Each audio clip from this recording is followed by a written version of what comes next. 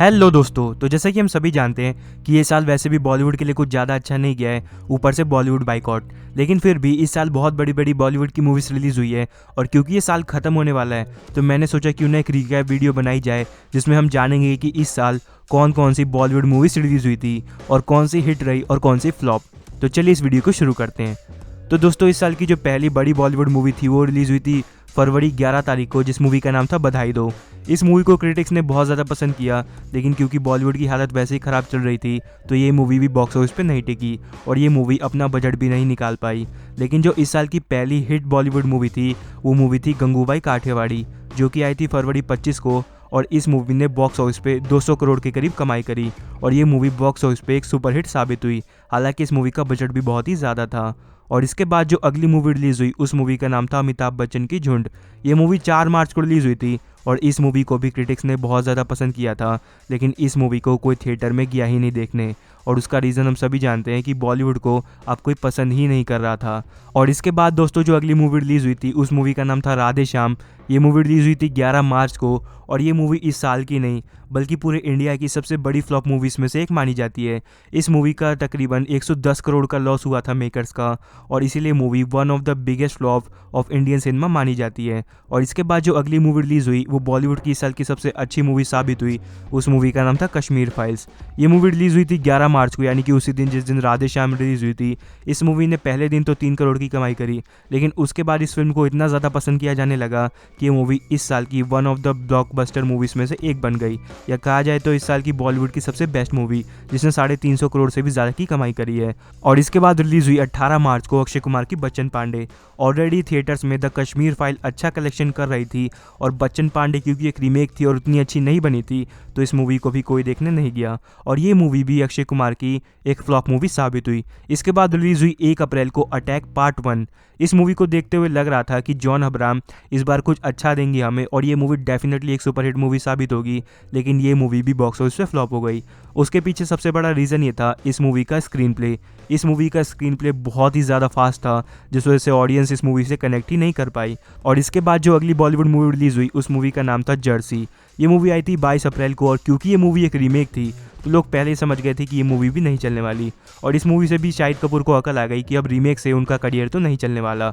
और इसके बाद दोस्तों रिलीज़ हुई थी 29 अप्रैल को 2 मूवी, एक थी रनवे 34 और दूसरी हीरोपंती 2। और हम सभी जानते हैं कि हीरोपंती 2 का क्या होने वाला था। ये मूवी तो डेफिनेटली नहीं चलने वाली थी और ये मूवी बॉक्स ऑफिस पे एक फ्लॉप भी हुई। लेकिन अगर हम बात करें रनवे 34 की तो ये मूवी वाकई में एक बहुत ही अच्छी मूवी थी, लेकिन बॉलीवुड बाइकआउट के चक्कर में ये मूवी भी बॉक्स ऑफिस पे नहीं चल पाई और ये मूवी ढंग से अपना बजट तक कवर नहीं कर पाई।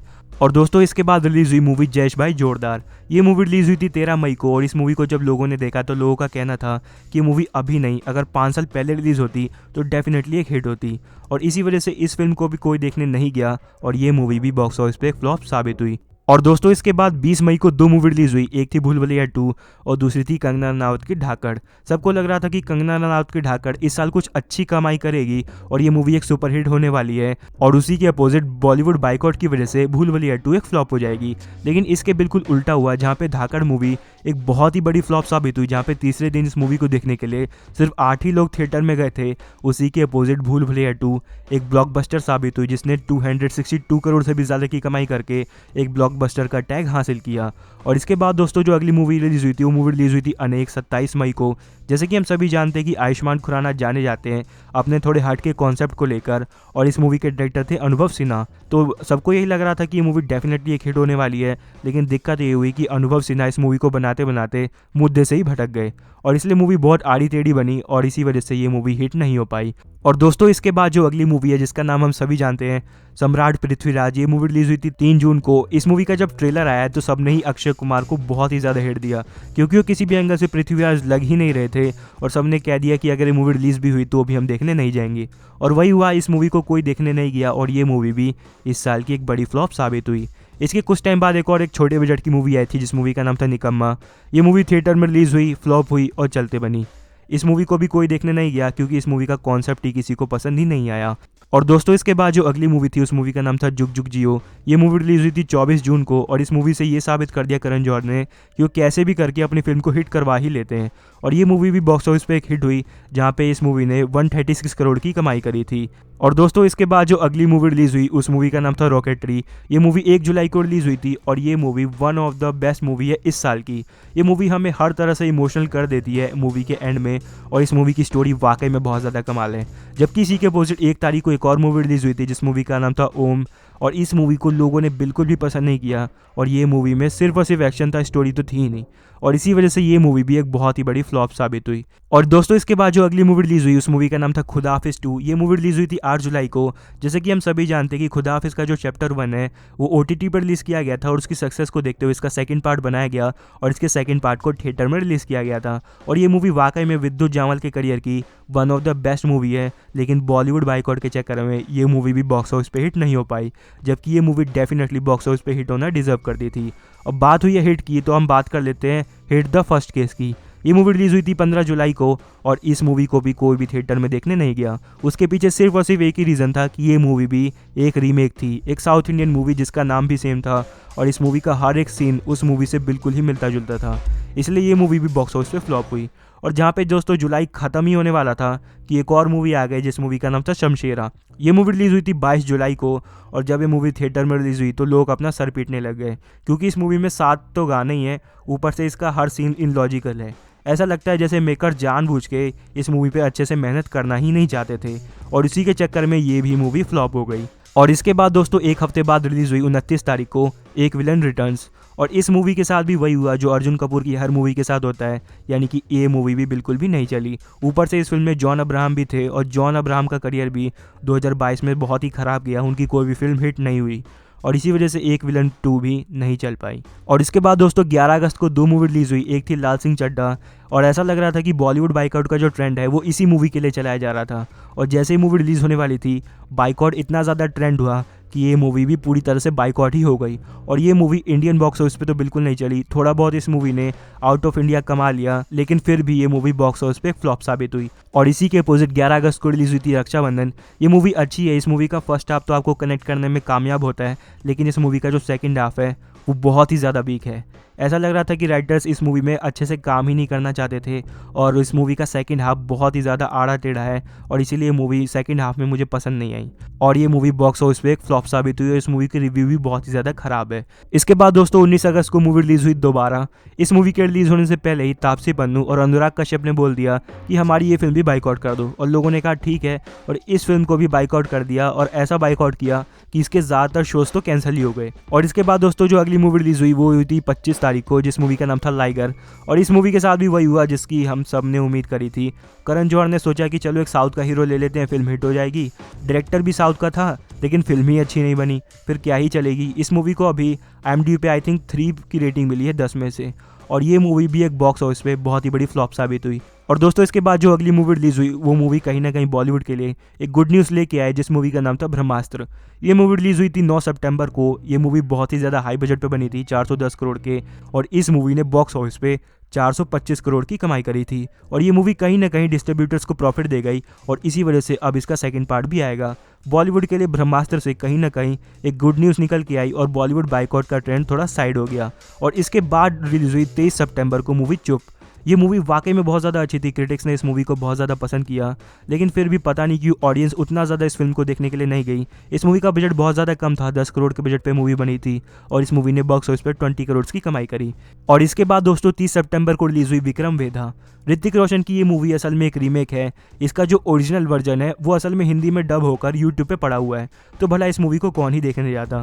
तो ऋतिक रोशन के जो डाई हार्ड फैन थे वो जैसे तैसे इस मूवी को देखने के लिए गए, और ये मूवी कहीं ना कहीं 100 करोड़ से ज़्यादा कमा पाई, सिर्फ और सिर्फ ऋतिक रोशन के फैन की वजह से। लेकिन फिर भी ये मूवी बॉक्स ऑफिस पे फ्लॉप थी, क्योंकि इसका बजट 180 करोड़ से भी ज़्यादा था। इसके एक हफ्ते बाद यानी कि 14 अक्टूबर को आई आयुष्मान खुराना की डॉक्टर जी। जैसे कि हम सभी जानते हैं आयुष्मान खुराना जाने जाते हैं अपनी स्क्रिप्ट सिलेक्शन की वजह से, जो कि वाकई में बहुत ज़्यादा कमाल होती है। डॉक्टर जी मूवी उसी का एक बहुत ही अच्छा एग्जांपल है। ये मूवी भी वाकई में बहुत ज़्यादा अच्छी थी, लेकिन ये मूवी अपने बजट से सिर्फ थोड़ा ही ज़्यादा कमा पाई, और ये मूवी बॉक्स ऑफिस पे एक एवरेज ही रह गई। हालांकि ये मूवी वाकई में बहुत ज़्यादा कमाल थी, अगर आपने नहीं देखा तो आप ज़रूर देखना। और इसके बाद 25 अक्टूबर को 2 मूवी रिलीज़ हुई, एक थी थैंक गॉड और दूसरी अक्षय कुमार की राम सेतु। बात करें अगर थैंक गॉड की, तो इस मूवी को क्रिटिक्स से मिक्स रिस्पांस मिला, लेकिन ये मूवी एक ठीक ठाक एंटरटेनर थी तो लोग इस फिल्म को देखने के लिए गए। लेकिन फिर भी ये मूवी बॉक्स ऑफिस पे अपना बजट भी नहीं कवर कर पाई और ये भी एक फ्लॉप साबित हुई। और वहीं अगर हम बात करें राम सेतु की, तो इस मूवी को क्रिटिक्स ने बहुत ख़राब रेटिंग दी और ये इस मूवी को भी देखने के लिए कोई भी नहीं गया और ये दोनों ही मूवी फ्लॉप हो गई। इसके बाद दोस्तों 4 नवंबर को मूवी रिलीज हुई मिली। इस मूवी को भी देखने कोई नहीं जाने वाला था क्योंकि हम सभी जानते हैं कि जानवी कपूर कितनी अच्छी एक्टिंग करती है, ऊपर से ये मूवी एक रीमेक भी थी। 4 नवंबर को एक और मूवी रिलीज हुई थी जिस मूवी का नाम था फोन बूथ। इस मूवी को भी देखने कोई भी नहीं गया और ये मूवी भी फ्लॉप हो गई। उसके पीछे बहुत बड़ा रीज़न था कि इस मूवी के जो रिव्यूज़ थे वो उतने भी ज़्यादा अच्छे नहीं आए थे। और इसके बाद दोस्तों जो अगली मूवी रिलीज हुई वो थी 11 नवंबर को ऊंचाई। ये अमिताभ बच्चन की इस साल की चौथी मूवी थी। ये मूवी जब रिलीज़ हुई तो लोगों ने इस मूवी को कहीं ना कहीं पसंद किया क्योंकि ये movie one of the cult classic movies में से एक थी और ये मूवी अभी भी थिएटर में चल रही है और ये मूवी बॉक्स ऑफिस पे एक हिट का टैग ले चुकी है। इसके बाद रिलीज़ हुई इस साल की एक बहुत ही बड़ी हिट मूवी जिस मूवी का नाम था दृश्यम 2, जो कि रिलीज़ हुई थी 18 नवंबर को। इस मूवी का जो फर्स्ट पार्ट था वो एक बहुत ही बड़ा हिट था, तो इस मूवी के सेकंड पार्ट को भी हिट तो होना ही था।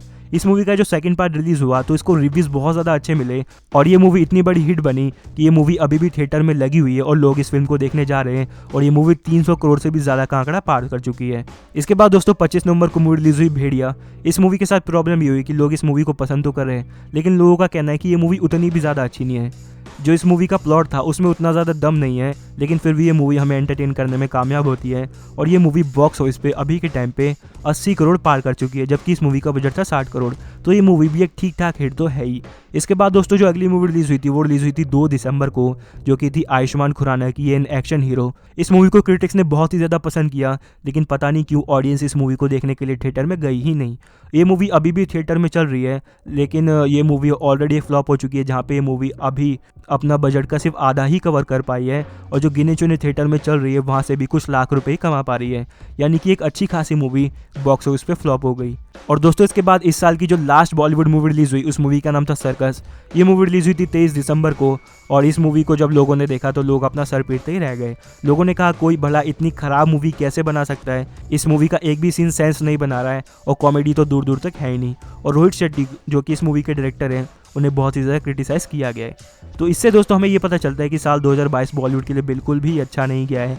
इस साल ज़्यादातर जो मूवी रिलीज़ हुई है वो फ्लॉप ही हुई हैं, इक्का दुक्का मूवी है जो हिट हुई है।